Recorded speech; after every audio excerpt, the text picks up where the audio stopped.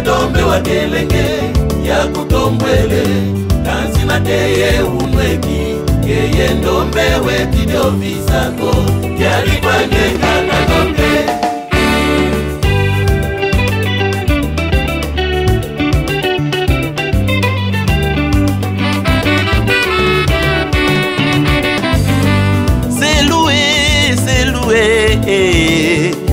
Kumanza sanda makangazi mpanga mudiambu diabeno Kuna mbanza ngungu bantu babikoti mudiambu diabeno Kuna lutendele bantu bamumaza mudiambu diabeno Yebankote samu poloko diamfuma kumatatu mudiambu diange ndombe pasi watata mana mukikole Yekondwa luvuva muntangu zazo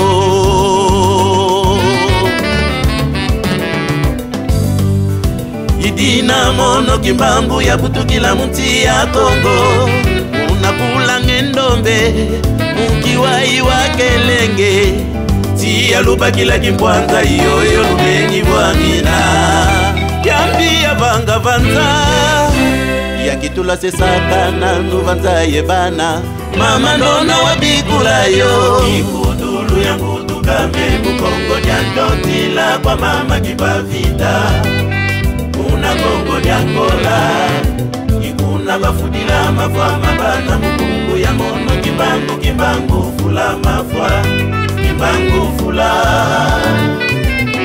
Ikudulu yangu tukame Mukongo nyandotila kwa mama kipavita Kuna Kongo nyangola Ikuna bafudila mafwa mabana Mukungu ya mono kimbangu fula mafwa Kimbangu fula Kimbangu fula mwana Kimbangu fula mwana Kimbangu fula mwana Kimbangu fula mwana Kimbangu fula mwana Kimbangu fula mwana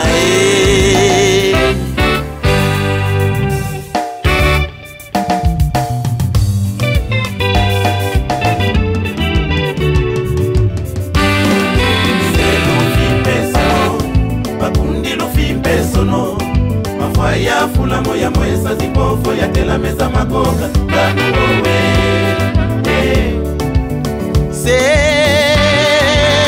lufi pesono Makundi lufi pesono Mafwa ya fula moya mwesa zipofo ya tela meza makoka Kanu owe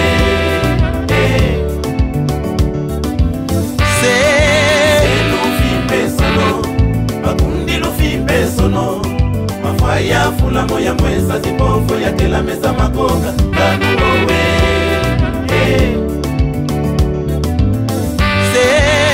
lufi pesono Makundi lufi pesono Mafwa ya fula moya mwesa zipofo ya tela meza makoka Kanu owe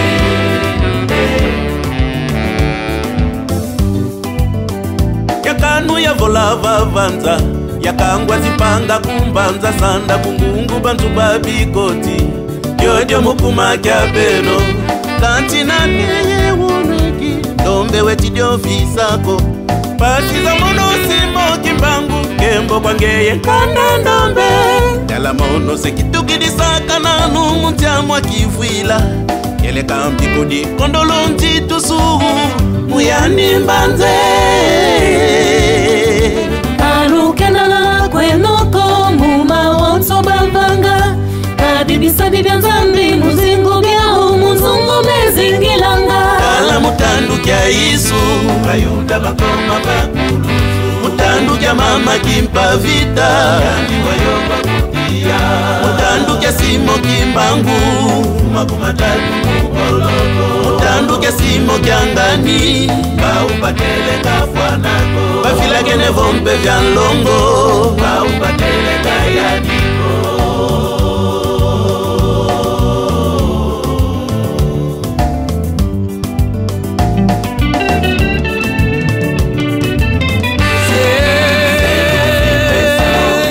Makundi lufi pesono Mafwa ya fula moya mwesa zipofo ya tela meza makoka Kanu owe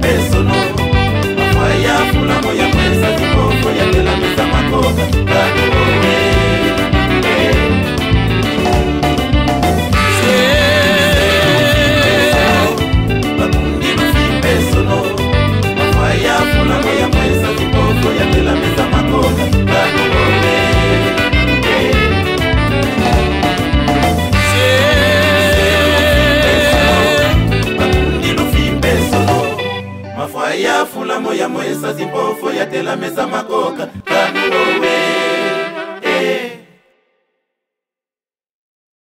c'est Luffy Mpesono bakundi Luffy Mpesono.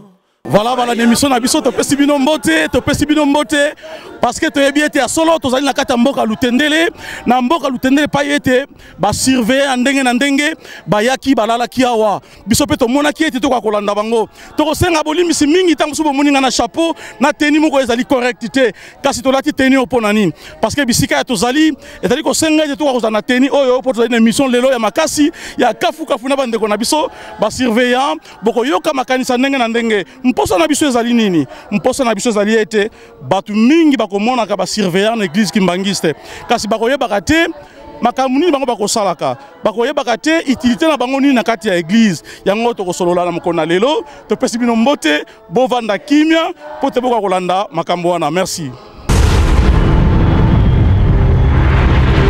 papa mbote mingi ya solo mbote papa César ya solo yebisa bato baza kolanda biso émission ezali kosalama wapi émission za kosalama na Lutendele ndenge biso baso tout toyebi Lutendele ezali site historique oyo papa Simon Kimbangu asalaki makambo ebele donc yango biso tomonaki malamu ete to ya na Lutendele mpona to ya kosala émission na biso awa na site oyo ezali très historique ate na lingoma na biso.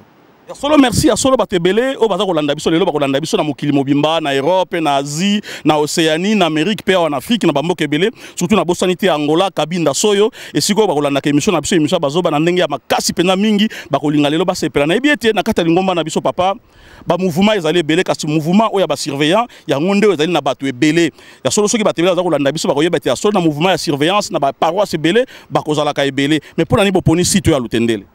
Bon, tout le monde qui m'a la moitié pour na site à Lutendele. C'est vrai que la paroisse Ezali est belée. La paroisse Ezali est belée, mais tout le monde qui m'a la pour na et le comme na biso et ko na impact ya makasi nde tout le monde était awa na site à Lutendele. Tu bien solo te awa na site à Lutendele ba baka ki papa Simon Kimbangu. Awa na site à Lutendele papa Simon Kimbangu asalaki makamu isebele nde to yeba ngona kati histoire pe to zalaki kuna esika lokolo na ezalaki esika pe tikaki biloko mbisi kino ebongama libanga kayabu lipa wazalaki nango pe na kwanga donc awa na Lutendele pe même cercueil papa Simon Kimbangu surtout ezalaki na Lutendele to zalaki na papa Simon Kimbangu kanga ni ba mami balo bazalaki ba témoin ba ko laksa bikamisi o papa Simon Kimbangu asalaka na Lutendele puis site historique ndenge papa Simon Kimbangu kanga na lubaki na biso ezali to ko sala mabondeli mais ezala te culte de personnalité. Yango tout le monde qui te prend beaucoup de concentration, tout le monde qui m'a l'amour tous à la on a cité Lutendele peut tous à la concentrer pour na makamna biso nde to se plaque était émission au papa César nous proposer biso ta ko sala lango awa na cité ya Lutendele. Voilà na site à Lutendele batebele pe ba sepeli nga pe na sepeli parce que na moni ezali site moko ezali kitoko ezali bien pour na concentration mais papa na ngai batu mingi bakotuna ka mituna au mona lingomba ya kimbangiste na lingomba na biso ba mouvement to ba chorale ezali mais batu na batu bazana musala na bango basala na lingomba. Prenons l'exemple lokola neti ba croix rouge na kata lingomba na biso musala na bango ezali ko secourir batu soki ba koyi na malade. Prenons l'exemple lokola ya ba choriste musala na bango ko sanzola to ko yembela nzambe mais musala ya ba surveillant na kata lingomba ezali nini. Merci beaucoup na mutuna na papa César. C'est vrai ndenge lobby chorale na chorale bien mouvement service na service na kata lingomba ezala na rôle nango o ejouaka. Biso ba surveillant d'abord mouvement la biso ezali mouvement ezali service spécialisé eza ko dépendre na chef spirituel représentant les galiers moko papa Simon Kimbangu kiangani donc tozana ba mission na biso ezali belé na kati ya lingomba ya liboso ya bokengeli donc tozali ba kengeli na kati ya lingomba ya papa Simon Kimbangu kiangani na kati wana tozala ba mission na biso ebelé ko kengela to kengela ka banani d'abord tozali pour na sécurité protection prévention escorte ya mokonzi ya boule chef spirituel na ba conseil direct ba kondia lingomba et puis bandimi donc to sécuriser bango na makamunyo surtout na bisika nyo surtout to na mabondeli pe na mayanga ni na biso ba garde to sala ka ba garde na ba paroisse na biso na bandako ya ba papa na biso pe na ba concession bisika nyo surtout ba domaine kimbangiste ezali kaka na kati ba mission na biso na to veiller na biloko o ezali ya lingomba biloko net ya lingomba bandako ya lingomba lokola ba mission na biso bisika bilo na biso ezali lokola ratel ki bongolo partout ce que ba paroisse na biso ezali bilanga makami surtout ezali na cadre ya sécurisation na biso ba surveillant bandim na bisika surtout to sanga na mabondeli ezali na cadre na biso ba surveillant toko veiller pe na sacralité ya ville sainte na cité Nkamba ya na Yerusalemi ezali pe na maboko na biso ba surveillant donc mosala na biso ezali makasi na kati ya lingomba ya ko garder ko kengela ko batela biloko ni surtout ko kengela ko batela bandimi ko veiller na bona sécurité na bango ko tia ordre et puis mibeko o ekanga na kati ya lingomba donc biso ne tozali pona ko exécuter yango pona ko mettre de l'ordre pe discipline na kati ya lingomba. Voilà à peu près ma mission tozali nango na kati ya lingomba na biso. Voilà ningi bolandi musala ni bakosala na kati ya lingomba na biso musala bakosala ezali ko kengela biloko ya lingomba ko batela biloko ya lingomba ko kengela bandimi pe ko veiller na biloko ya ngomba ya lingomba po ete bato bako kosala yango mabete bato bako ko bebisa yango te parce que lingombo ezali lingomba ya monene papa na yebite batebele balingi pe bayeba même ngai pe na linga pe na yeba vraiment mouvement oyo bandaka ndengeni. Mouvement la biso ezali mouvement bandaka na mvula ni. Oui. Mouvement oyo bandaki kala. Depuis que Papa Simon Kimbanga bandaki musala nena le 6 avril 1921. Depuis une époque wana ya ponaki batumine o bazali pona ko sungaye pona ko sala musala na Nkamba. Wana na 1921. Na 1921 déjà. Azaki na batata mine o ya ponaki pona ko batela ba entrée mine ya Nkamba. À l'époque ezalaki lelo ba entrée comme belé. Mais à l'époque ezalaki 4 entrées principales o bat bazali ko kota. Ndenge musala komaki munene ndi azalaki na batwana pona ko batela Nkamba pona ko sungaye na musala yazali ko sala pona ko guider pe bandimi parmi lesquels batata yango mingi pe basi bakufa papa Besi azalaki papa Luzizi lazalaki papa Mfwani azalaki papa Boya Sape azalaki donc bazalaki bango 4 ndio bazali ko sala na papa Simon Kimbanga na 1921 na 1921 déjà.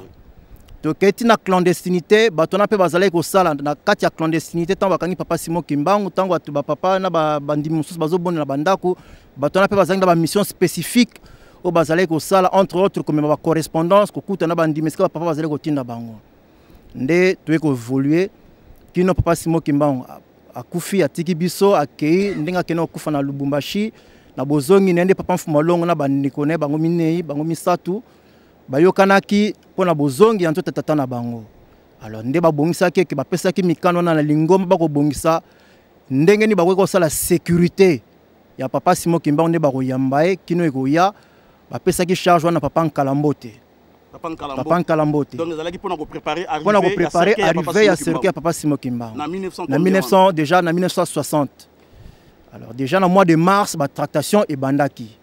Le Colanzo Papa Simon Kimbanga komaki déjà dans le 2 avril 1960. Alors organisation o ezalaki wana papa Nkalambote na ba mbuta mso bazalaki wana nde basalaki organisation wana pona ko sécuriser nzoto ya papa Simon Kimbanga banda na port ya Otrako kino bakomaki nango na Kinshasa awa na Matadimayo place salaki escale avant ekenene na Nkamba. Donc bato bazalaki wana organisation wana nde à partir de wana déjà nde sorti ya liboso ya mouvement ya la surveillance. Donc déjà le 2 avril 1960 mouvement la biso nde eyebani d'une manière officielle na miso ya bato. Donc à partir de Matadima le 2 avril 1960 on a des alaki siko sorti officielle ya mouvement na biso ya ba surveillant. Donc bandaki le 2 avril 1960. Donc on a sorti officielle et bandaki déjà depuis 1921 papa Simon Kimbanga bazalaki 4 bazo sala na bango na clandestinité pe bazo continuer nde sortie officielle na tenue elamba ya liboso balataka nde yaki kobima na le 2 avril 1960. Voilà solo histoire.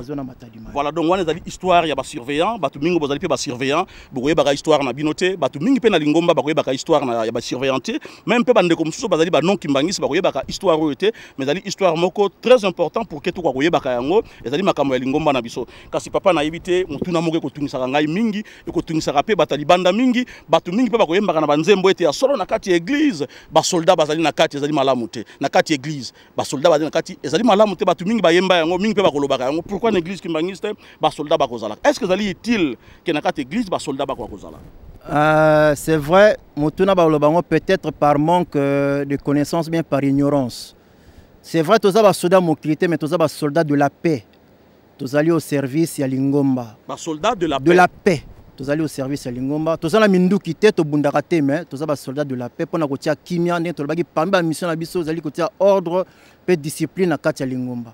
Mais tu as appelé une référence biblique, si vous permettez, la Bible, total la référence. Ce qui Bible, c'est vrai que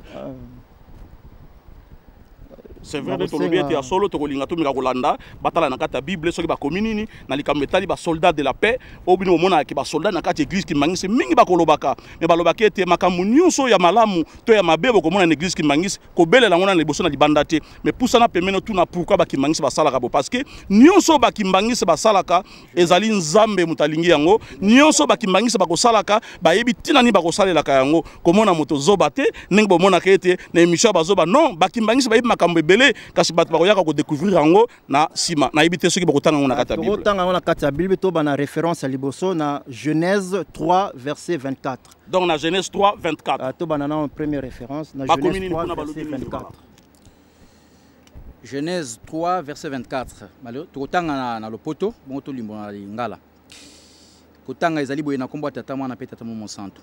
C'est ainsi qu'il chassa Adam. Et il mit à l'orient du jardin d'Éden les chérubins qui agitent une paix flamboyante pour garder le chemin de l'arbre de vie.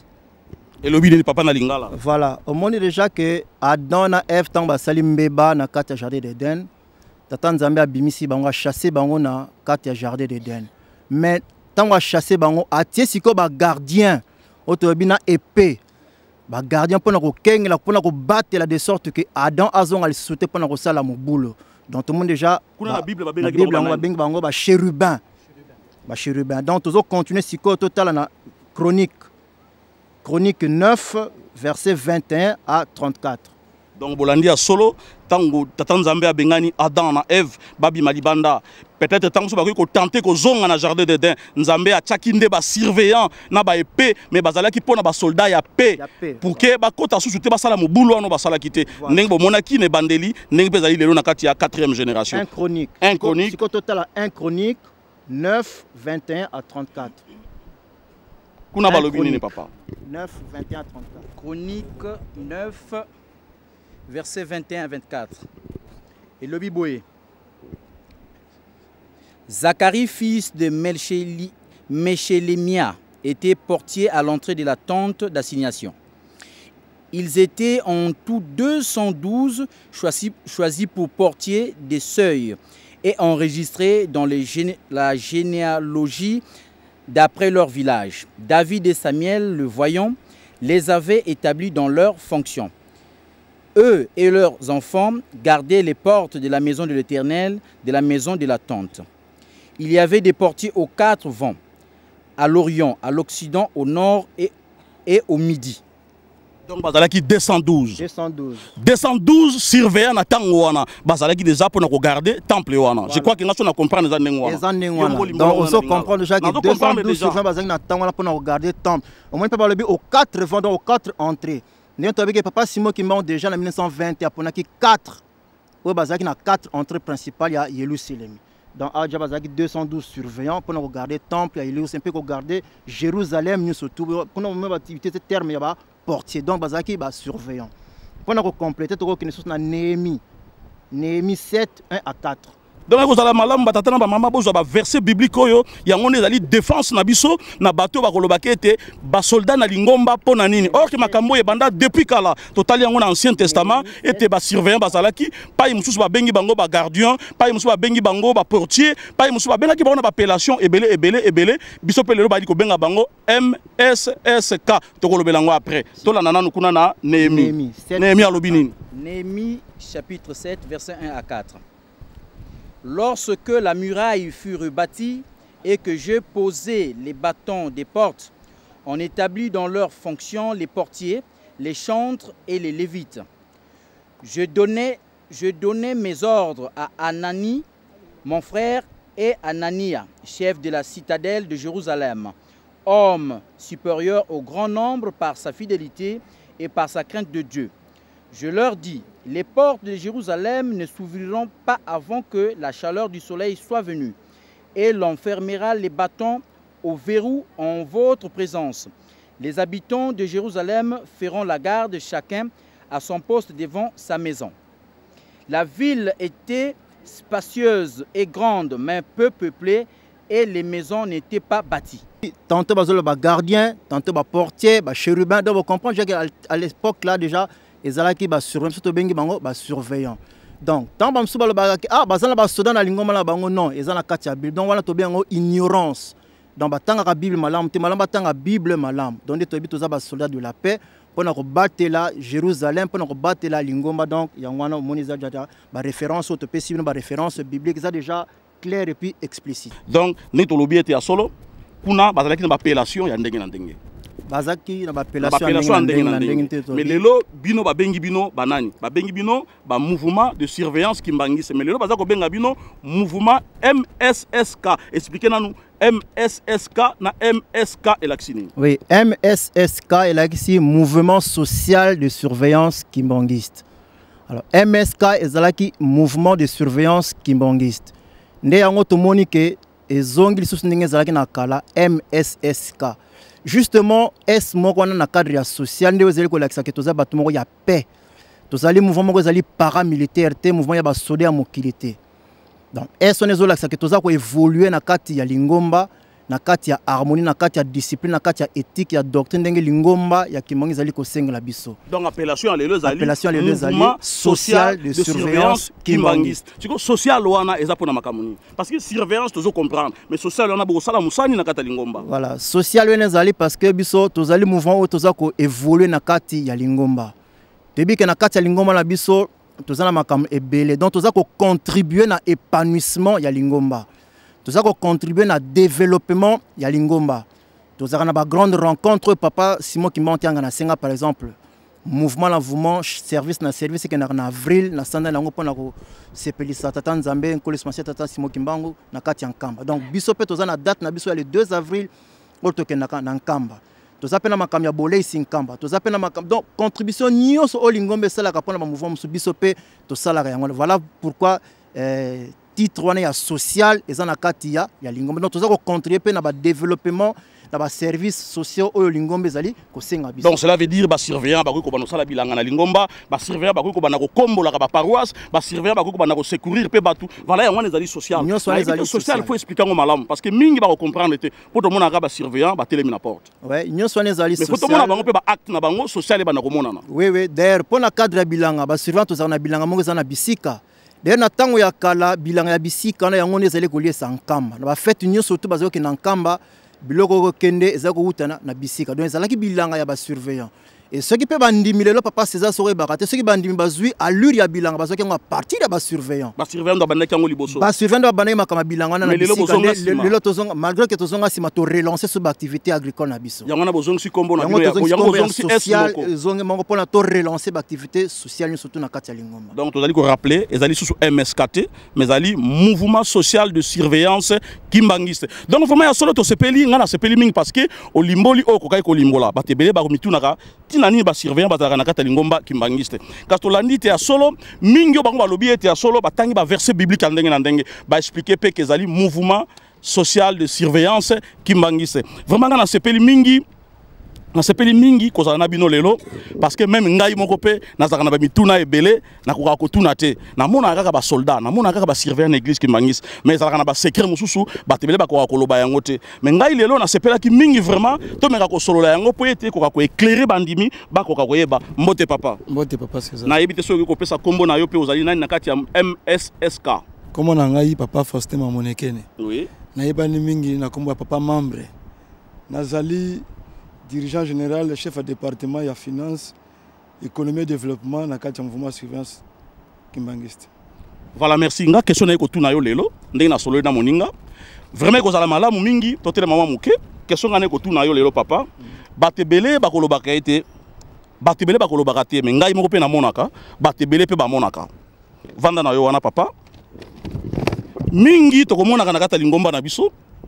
Soki bat baza ko sambela surveillant kangaka misu te soki bat baza ko sambela surveillant fuka makate bokeseni nini ezali na Lingomba entre bandimi na ba surveillant parce que bandimi bako fuka maka parce que bandimi bako kangaka misu mais surveillant kangaka misu te pona nini surveillant fuka makate pona nini ya solo natanga mabondeli surveillant kangaka misu te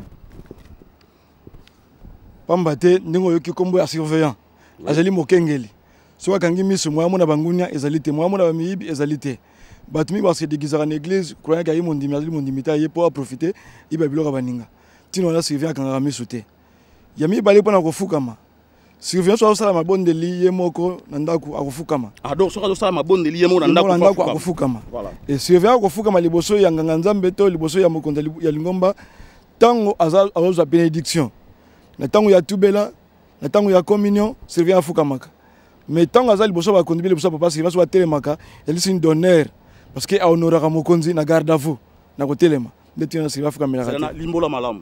Donc, tant que nous allons faire la communion, bénédiction, tout bela, surveillance à droit au Fukama.